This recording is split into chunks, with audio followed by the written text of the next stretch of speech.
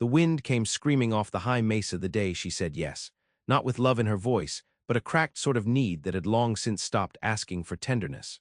Her name was Clara, and her boots were worn near through at the toes. She stood on the threshold of Jacob Ashford's cabin, wrapped in a coat too thin for December, the sun low and mean behind her. Jacob didn't smile when she gave her answer. He only nodded once and stepped aside to let her in. His silence was not unfriendly, only vast. Like the open land around them, it did not offer much, but it held space. That, at least, was something she hadn't had in a long while. The cabin was clean, if spare. One chair, one bed, one rifle over the door. She noticed right off he hadn't set out anything for a second person, not even a place at the table. But he didn't look surprised by her presence either. They'd struck the bargain quiet, she needed shelter, and he, a solitary man who'd lived through 3 winters alone, needed the company he didn't know he was missing. The marriage had taken all of 10 minutes, performed by the circuit preacher with tobacco breath and a lazy eye. No rings, no kisses, just her name and his on a line in a little black book. Afterward, Clara rode behind him in silence, her satchel bumping against her hip, the ache of the past days lodged deep in her chest like a stone. Jacob's land lay 3 hours west of the last outpost town, where the trees thinned and the sky came down low to meet the snow. His place was not pretty, but it was strong, and the walls didn't creak when the wind pushed at them. That night, he built up the fire and gave her the bed without argument, laying his blanket by the hearth without a sound. Clara lay stiff under the quilt, staring at the dark beams above her. She heard him breathe, steady and slow, and somewhere inside her chest, the stone began to thaw just a little. Not because of kindness, exactly, but because she wasn't alone in the dark. The days after fell into a rhythm shaped more by need than choice. She cooked what stores he had, learned the weight of the axe-splitting kindling, fed the hens in the lean shed. Jacob worked the trap lines and came home with the smell of pine and fur clinging to him. They did not speak often. When they did, it was in words worn smooth by use. "You eat yet?" "Not yet. I'll take care of the pelt." "All right." There was no warmth to it, but no coldness either. Just the steady, patient cohabitation of 2 people who'd stopped expecting anything more. She never asked what had driven him out here. He never asked what she'd run from. But sometimes, in the blue hour when the light went soft and the wind went still, Clara would find him sitting by the window, carving little nothings into wood, shapes, animals, once a tiny bird with its wings tucked close. He never gave them names. She never touched them. Her past lived in the silence between them. A man with fists and a crooked smile, the bruise at her collarbone hidden under a scarf even now. The way she'd walked 10 miles in the snow with nothing but her coat and her anger. The way the townsfolk had looked at her, half pity, half gossip. She didn't want love. She didn't want promises. She wanted walls that would hold and a roof that would not let in the sky. Jacob gave her those, and something more besides, space to be unseen until she chose to be seen. The snow came deep in late January. They were snowed in for 5 days, the drifts piled high against the windows, the door frozen in its frame. Jacob kept the fire alive through the nights, waking every few hours to stoke it. He gave her the last of the dried pears without comment. She noticed the stiffness in his walk one morning, the way he gripped his side when he thought she wasn't looking. He had broken a rib, maybe, slipping on the ice, but said nothing. That night she sat by him at the hearth, neither of them speaking. The silence between them wasn't empty anymore. It carried a shape, something slowly forming. She reached out, not to touch him, but to set a mug of heated broth by his hand. He didn't look at her, but he took it. That was enough. She didn't yet know it, but home was already beginning, not in words, but in the way their silences no longer hurt. In the way she listened for his breath at night, not in fear, but in reassurance. In the way she stood longer at the window now, watching for his return. She had married him for shelter, but in his silence, she had found something steadier than she knew how to name. Spring came slow and stubborn, the snow melting in hesitant patches that left the earth slick and black. Clara had taken to waking before Jacob, lighting the fire, pressing her palm against the chink in the west wall to test the air. He never spoke of it, but she noticed how he lingered a little longer in bed those mornings, listening to her steps across the floorboards like a man learning the rhythm of a song he'd heard only faintly before. When the ice broke on the creek, he handed her a fishing line without a word. The gesture was plain, but it held something behind it, a small trust, maybe. They sat side by side for an hour, boots planted in mud, wind tugging at their coats. He caught 3 trout. She caught none. He gave her the first one, still twitching slightly in her hands. She cleaned it herself and cooked it over the flame, proud without saying so. He ate every bite. By April, they'd cleared the deadwood from the south field. Jacob chopped while Clara dragged the limbs, sweat pooling at the hollow of her spine. He moved with a quiet efficiency that was nearly grace. Once, as she bent to lift a branch, her hands gave out beneath her. He was there in a second, steadying her at the elbow. No words, just the grip of his hand and the sudden jolt of heat between them, like sunlight on stone. She didn't pull away, not right away. There were days when the air between them felt like spring thunder, something not quite here, but close enough to make the hair rise on her arms. He never crossed the lines she hadn't drawn, but she noticed how he moved more carefully now when he passed her, like he feared brushing against her by accident, and how his eyes, when they met hers, stayed a moment longer than they used to. She found herself watching him too, the way his hands wrapped around the handle of the spade, the soft furrow between his brows when he read by firelight. He wasn't a handsome man in the usual sense. His nose was bent slightly, his jaw always shadowed with stubble, but he had a face that didn't flinch, even when the world did. That steadiness was a kind of beauty. Still, neither of them spoke of it, whatever it was, whatever it might become. Instead, they planted turnips and beans. They rebuilt the chicken coop. She mended his shirts, and he built her a bench for the porch, rough-hewn and solid. One evening in May, a storm swept in sudden from the west. Lightning split the sky as she ran for the clothesline, hands full of damp linen. A gust caught her off balance and she stumbled hard. When she opened her eyes, Jacob was there, crouched over her, rain soaking through his shirt. His hand hovered near her face, unsure. "I'm all right," she said, breathless. But he didn't move. The rain fell hard around them, drumming the earth. Then, gently, he reached up and tucked her wet hair behind her ear. It was the first time he'd touched her face. Back inside, soaked and shivering, she turned away to change.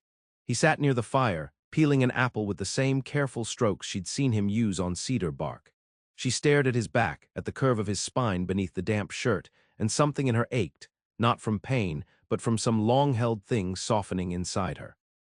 That night she dreamed of a field full of sparrows, not flying but resting, all of them quiet, wings folded close, the hush of their stillness louder than song. When she woke, the fire had gone out, but he had placed another quilt over her sometime in the night. They began tending the garden together after that. He taught her how to watch the sky for frost, how to lay ash around the roots to keep the pests at bay. She taught him how to preserve rhubarb, how to whistle through her fingers to call the dog that had begun lingering near the barn. It was not his dog nor hers, but it stayed. They never named it. One morning she found a carving left on her windowsill, a sparrow, wings folded, head bowed. The wood was smooth, the details tender. She didn't ask if it was his. She didn't need to. By late summer, there were nights she sat beside him on the porch, her head near his shoulder, close enough to feel his heat. Still, they said little. But when the stars came out, he would tilt his head just enough for her to see his profile in the moonlight, and it felt like being seen, really seen, for the first time in her life. Clara didn't yet call it love, but she no longer felt like a stranger in the cabin, nor in the silence they shared. And when she thought of leaving, as she sometimes still did in the dark hours, the thought came less and less like a cry for rescue, and more like the memory of a road now behind her. Something was growing between them, slow and strong as a tree buried deep in the thawing earth. By autumn, the air had changed again, sharper, more expectant. The leaves turned with a fury Clara hadn't seen before, the aspens flaring gold and red along the ridgeline like fire licking at the sky. Every evening, she watched the light die slower, gentler, and something in her chest began to match its rhythm. Jacob had built a smokehouse at the edge of the woods. She helped him hang venison strips, her hands growing steadier with the blade. There was a kind of quiet joy in the shared labor, in knowing where each motion would end before it began. They moved like two pieces of the same clockwork, never touching, rarely talking, but always aligned. One afternoon, while gathering wood, Clara came upon the grave. It was small, marked by a flat stone and a cross of driftwood, barely visible beneath the wild asters. She hadn't known it was there. She stood still for a long while, heart slow and heavy. There was no name, just the year carved faintly into the stone, 1874. Later that evening, she asked, not with words but with her silence. She left her gloves on the table and sat across from him as the fire whispered in the hearth. He knew. He didn't speak right away. Her name was Eliza, he said finally, the first name he'd spoken from before her. My sister, fever took her. He looked into the fire, not at her. I buried her that spring. There wasn't time to go back to town. Clara didn't ask anything more. She reached across the table and took his hand, his calloused fingers stiff under hers. He didn't pull away.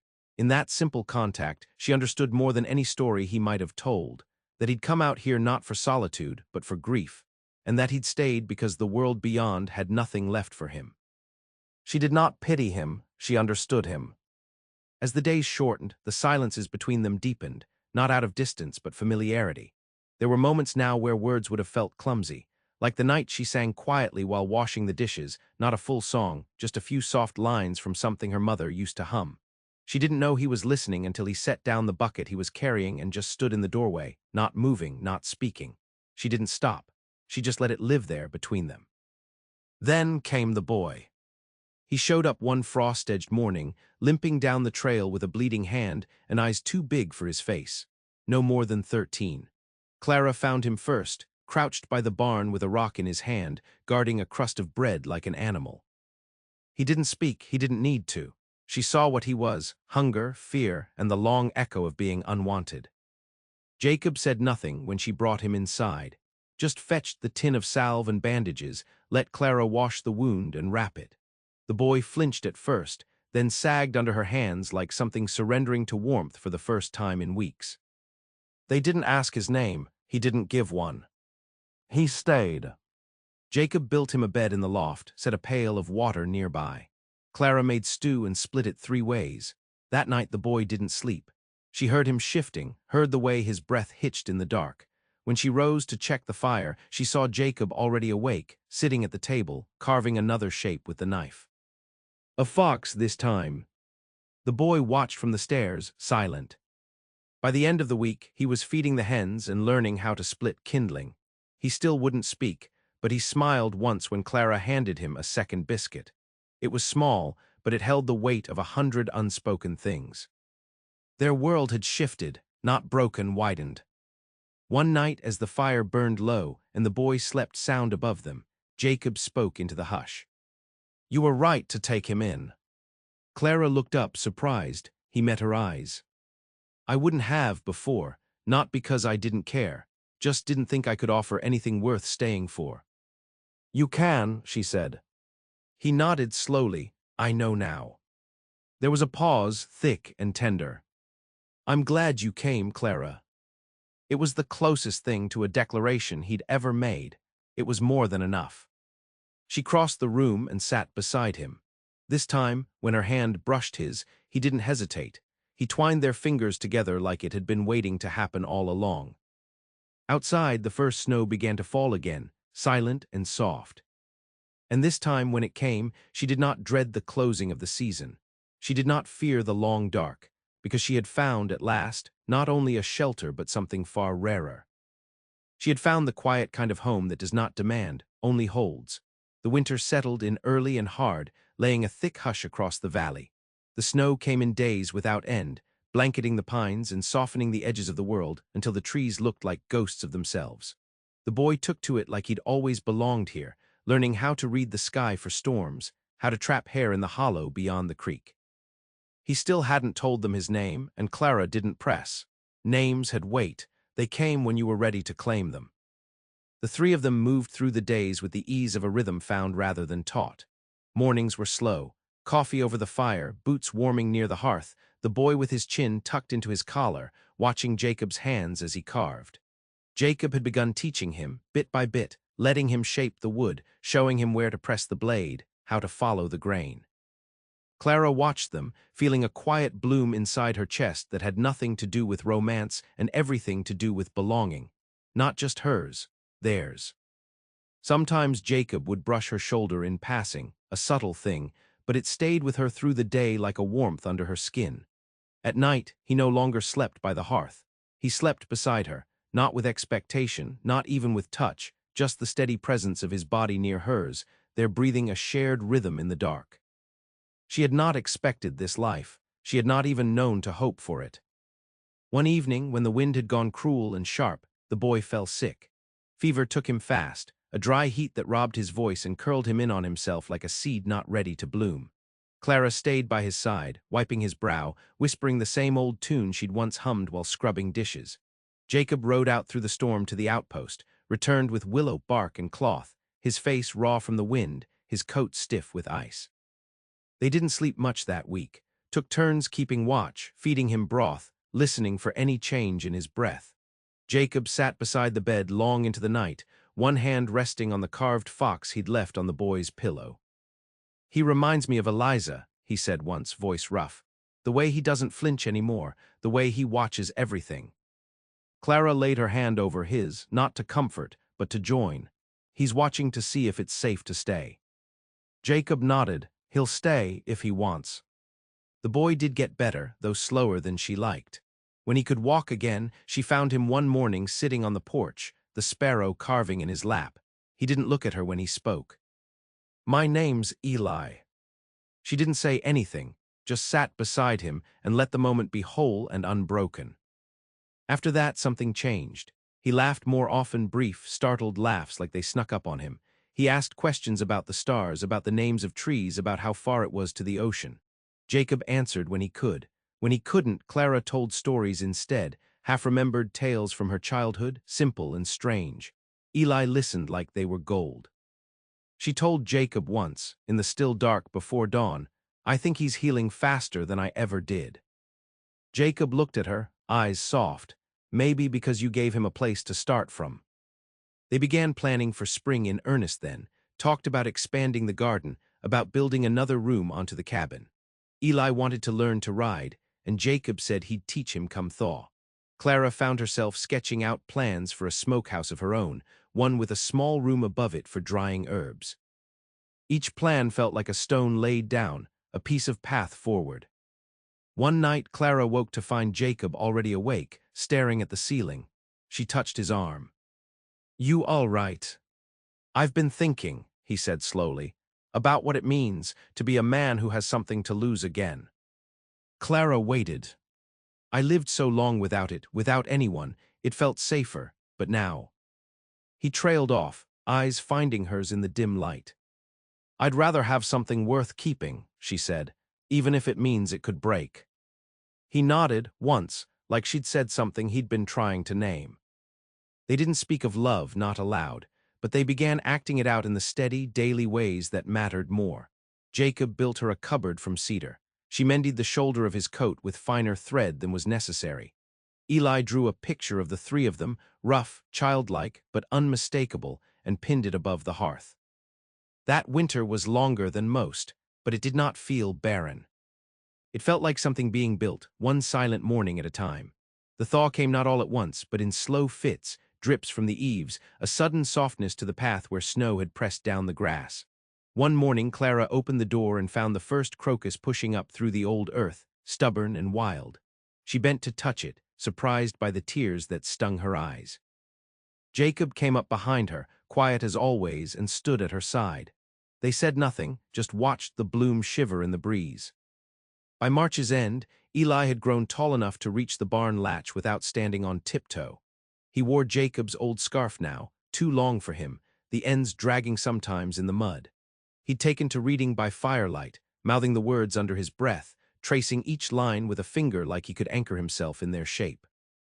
Clara watched him from the table one night, hands folded around a mug of chicory. Jacob sat across from her, shaping a new piece of pine. It would be another bird, she could tell by the curve of the wing. "I never thought I'd have this," she said softly. Jacob paused, looked up. "I never thought I'd want it." His hand stilled. "But you do." She nodded. "Every morning I wake up and don't want to leave." Jacob set the carving down, met her eyes. "Then stay." She smiled, small and certain. "I already have." In the weeks that followed, they planted the garden again, new rows, new seeds. Eli helped measure the furrows, grinning when the first green shoots broke ground. He was stronger now, still quiet but no longer wary. He'd found his place between them without asking, just like she had. On the day the coop hen hatched her chicks, Clara found herself sitting on the porch with her apron full of scraps, watching the sun stretch across the clearing. Jacob came out, sat down beside her, his arm brushing hers. He didn't reach for her hand. He didn't need to. His silence was no longer distance. It was presence. "You were always so quiet," she said after a while, the breeze catching strands of her hair. Jacob turned his head. "I didn't know how to say things before. And now." He looked at her then, slow and steady. "Now I don't have to." There was a peace in that, a kind of knowing that didn't need words. She leaned into him, her head resting lightly against his shoulder. He didn't move, just let her be there. That night by firelight, Eli curled up with the dog, who had never quite become anyone, but stayed just the same, and fell asleep before the second page of his book. Clara stood watching him, the glow of the hearth dancing across his face. Jacob came up behind her and wrapped a quilt over her shoulders. They stood there a long time. She thought of the girl she'd been, walking out of that town with her coat and her anger. How she had married a man not for love, but for shelter. How she'd expected only survival. How that shelter had grown into a life. Jacob's silence had once been an unknown, a vastness she didn't understand. Now it was where she rested, where she belonged. She hadn't found rescue here. She had found recognition. The kind of love that spoke not in declarations, but in the weight of presence, in the quiet. In the home they'd built, not with plans or promises, but with hands in the soil and fire kept burning. With a boy who now slept without fear. With a man who'd carved sparrows out of grief and given them new names in the soft of spring. Clara breathed in the scent of cedar and earth, of warmth and waiting. She had married him for shelter. But it was in his silence she had found her home.